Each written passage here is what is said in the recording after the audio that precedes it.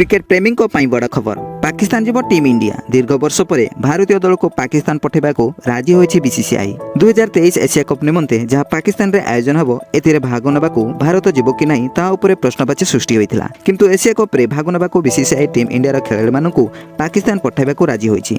तेबे भारतीय दल पाकिस्तान गस्त करिवो कि नहीं यार अंतिम निष्पत्ति केंद्र सरकार नेबे। जदि सरकार ठू मंजूरी मिले तेबे 2008 पर भारत प्रथम थर पई पाकिस्तान गस्त करिवो। मिलिथिबा सूचना अनुसार अक्टोबर 18 रे बीसीसीआई रो वार्षिक साधारण बैठक अनुष्ठित होबो। एथिपाई बोर्ड पक्षरु सबु राज्यर क्रिकेट संघ को चिठी लिखा जायछि। एही बैठक रे पाकिस्तान गस्त संपर्क रे बीसीसीआई कर्तृपक्ष राज्य संघ गुड़िक सह आलोचना करिबा परे समस्तक मतामत नै बीसीसीआई भारत सरकार को अनुमति निमंते प्रस्ताव पठेइबो। 2023 रे पाकिस्तान 50 ओवर विशिष्ट एशिया कप आयोजन करिवो। एहा परे भारत रे दिनकिया विश्वकप होबो। भारत पाकिस्तान 2012 और 13 पर ठारू आउ द्विपाक्षिक क्रिकेट सीरीज खेली नाहंती।